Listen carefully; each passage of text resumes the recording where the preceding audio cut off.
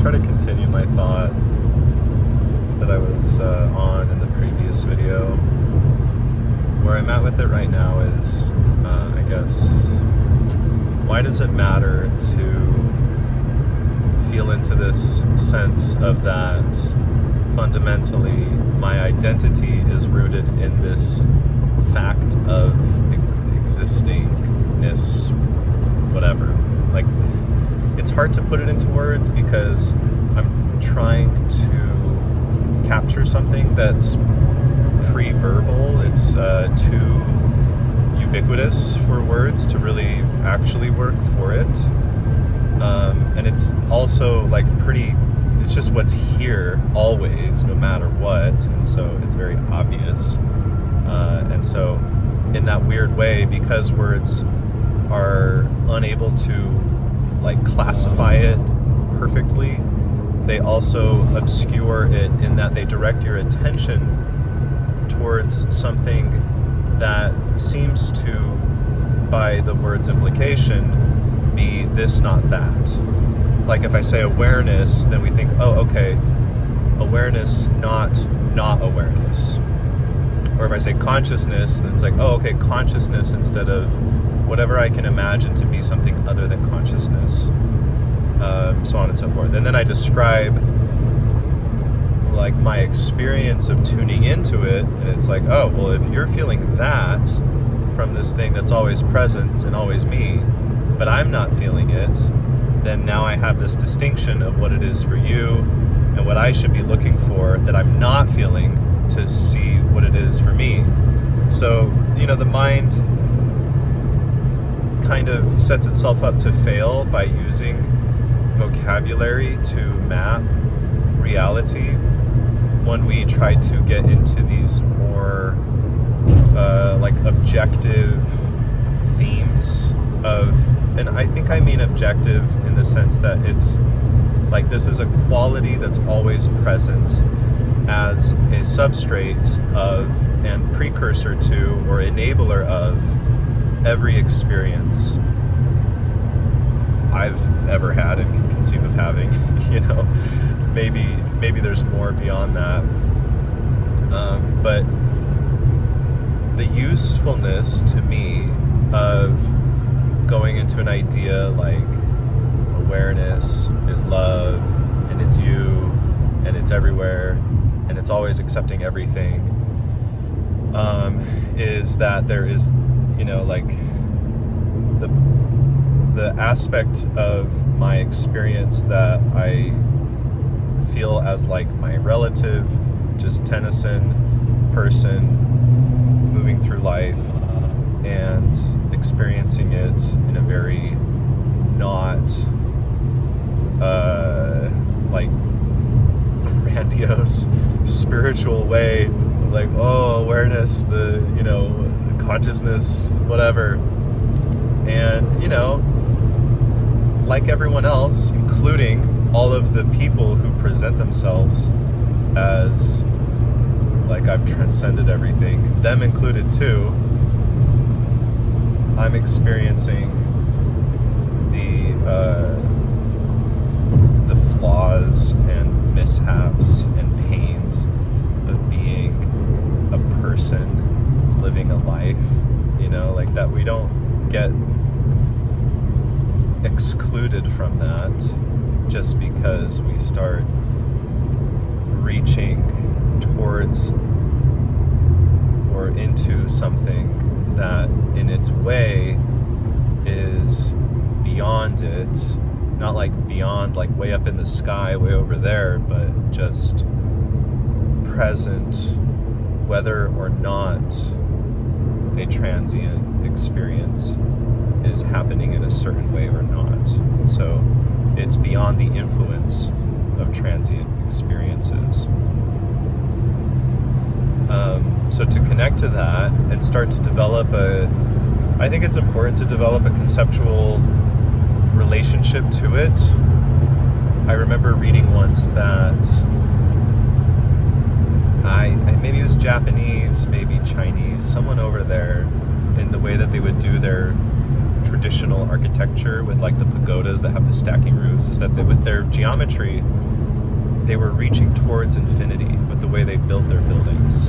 And you can see that in their temples, where it's like this layered, fractal kind of design.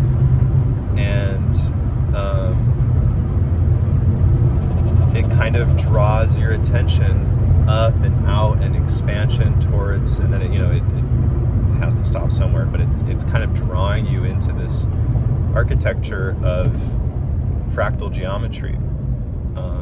And I think it's part of the design for the design to end, so that you can sort of step off into beyond the architecture and feel that sense of continuation that it's weaving itself into this pattern of coherence and possible and implicit endlessness. So that's what I feel like these kinds of ideas, as we formulate them and then leverage them to reconnect our sense of being into the concept-less, formless aspect of that boundless, infinite, whatever. Infinite's interesting because it makes us think of like the number goes up forever, but it's really just that it's not quantifiable. It doesn't exist in a way that lets numbers or measurement function in relationship to it, other than that it is the space within which those things can happen. So they can't perform their function at it. Its function is to allow them to express themselves. And so as we connect back to that reality that is always present with us and as us, but might not seem so obvious just because of the way, we've been programmed, basically, we start to reconnect to the unconditional. So awareness is unconditionally accepting. As I see that be obviously the case in every single moment all the time, I don't have to be convinced of that. It is the truth, because look, it is always the truth. You don't need to figure out why that is true. It is just self-evident 100% of the time. Awareness causelessly, irrationally, unconditionally accepts the presence and movement of all things exactly as they are, no matter what, including you, including me. And we can feel that. Oh, wow, I am indeed so held and so exquisitely accepted by consciousness, by awareness. And this is, in a way, like a poetic way of talking about it, because it's not like I'm separate from it, by which it can enact the behavior of acceptance on me, right? We're just using words to acknowledge this perspective on how to describe it, because the acknowledgement of noticing the truth of how it is, even through a limited and imperfect means of description, can facilitate reconnecting to that. And then hopefully we let go of the words, because then our minds can grab onto that idea and go, oh, okay, I need to be constantly reconnecting to this idea of acceptance. And then what was acceptance again? How do I conceptualize it? How do I make sure that I'm following the truth of this idea? Oh shit, now I'm not doing that. And see, that's trying to figure it out, instead of just, once again, leveraging the words to remember that it's possible, looking around with just, what is this without words?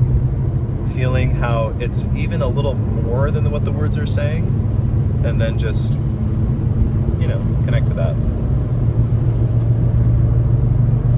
And as you do so, I mean, just think of like how relieving is it to feel the acceptance and approval and unconditional love without having to earn it, without having to perform or not do something a certain way or do something a certain way for other people, especially the people that we really want to feel that from. It feels amazing.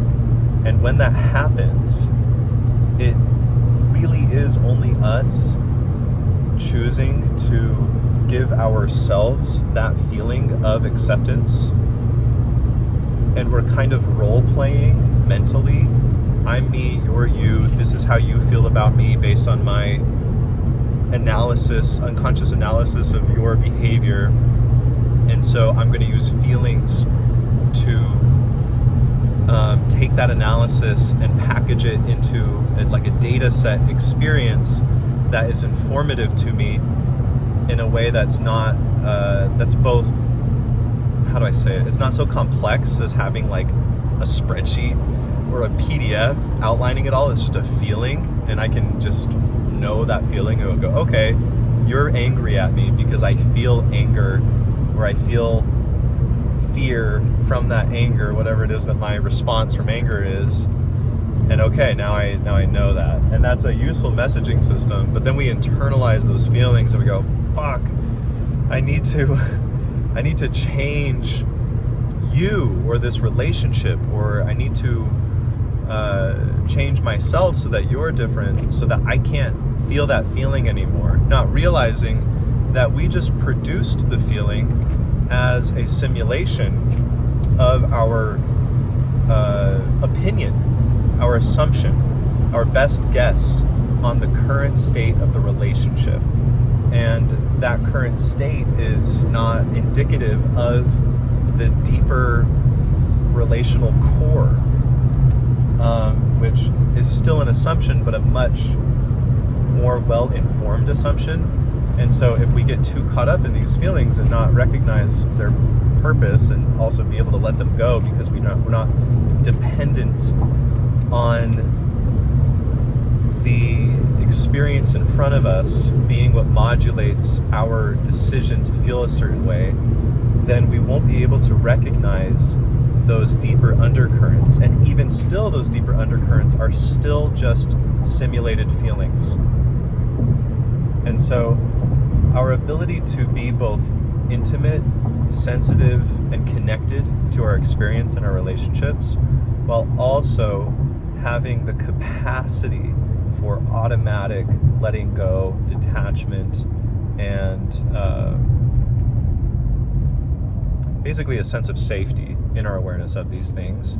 That combination, that of those two seeming opposite extremes, is what allows us to inhabit the full spectrum of possibility, because possibility is constantly manifesting in all of the different, you could say, like wave function collapses into whatever, how do I say this? Well, whatever happens, right? So we're flowing through this circuit of possibility becoming what happened, possibility becoming what happened, and it is our fear of or attachment to possibilities that prevent us from fully being able to experience whatever is happening, because we can't ever perfectly predict or even interpret what possibilities have actually come into play. And so if we are too closed off or closed around any possibility concepts, then it heavily distorts the way that we experience what's actually happening, which we can't fully ever understand exactly what is happening. And it also distorts how we react to it in a way that's not useful to our nature, and therefore also our desires and our health and our purpose. My arm's getting tired. I'm trying to okay. Let's see. What else do I want to say about this? Yeah, so to reconnect to the parts of us that are already unconditionally accepting helps the parts of us that are supposed to be relative, conditional, limited, to basically have the right kind of clarity to, again, fulfill our design, right? A design is defined by distinctions of yes and no, and a gradient in between that, and it evolves as we experience more things, right? And so those yeses and nos need to be referencing our core architecture, the part of us that was designed with total intercoherence between all of the parts that make up what we are as individuals. And if that gets distorted through these different misunderstandings that cause us to feel disconnected from the unconditional, then we start to become incoherent within ourselves, within our different parts, and then we experience certain types of lack that we weren't meant to experience. And so because of that, it's like I feel a sense of self-rejection. And so then my programming orients towards fulfilling that sense of self-rejection because it's so loud, it's so close, it's such a deep feeling of wounding. But it's hard to ever fix because no matter what I do externally to try to gain approval and love, it never fills because I don't realize that I'm the one engaging towards myself in that lack of self-acceptance, because I'm not seeing that I have accidentally become blind to where it already is happening, the acceptance that I'm looking for. And so as I can resolve that through reconnecting to these unconditional qualities of experience, like the fact that awareness is perfectly accepting and loving and intimately connected to all things, and I can feel that happening to all parts of myself, no matter how flawed or fucked up or terrible the history is and the mistakes that have been made, then I can heal that wound by coming to see in the process of letting that sort of that cup be filled back up, that, oh, it wasn't actually empty. I just couldn't tell that it was full because I was looking in the wrong direction, basically, and then feeling for the wrong type of water to fill it up. So then that happens, and I can go, okay, cool. I feel loved and accepted by awareness, God, myself, the absolute, the unconditional. It's clearly there. I'm always connected to it. I can see that now, and I can intellectualize it too, so my mind doesn't freak out and try to need convincing or learn more or heal more to access that. And the reason why they say having these kinds of awakenings is the start of the journey is because that whole time we were trying to fix something inside that didn't need to be fixed. It was just we were seeing it in an immature way, which is natural. And then I go, oh, okay, now what? And I look around me and I'm like, well, there's still relative incompleteness. I'm hungry. I love this kind of food. I feel passionate about this kind of project. I feel artistically alive in this kind of thing. This person needs my help. Who knows, right? Like, whatever is still there, those are the simulations of incompleteness, of lack, of duality, of ego, that like, that's what you're actually here to experience for the play and game of it. And it becomes more like play, even if it's very intense and serious, because you are full and fulfilled and whole within.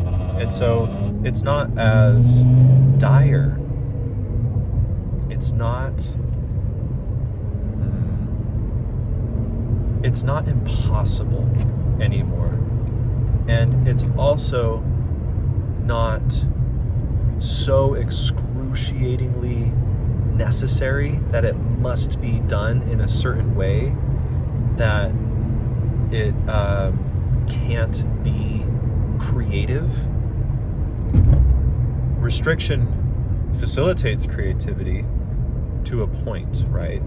Absolute restriction kills creativity, except for the irony that creating that amount of absolute restriction on yourself is so creative because it's so unnecessary and so obviously the case once you really start to see how optional things are, how much wiggle room there is. Yeah. So cool. That was a nice rant. Yeah, I hope it was insightful for you.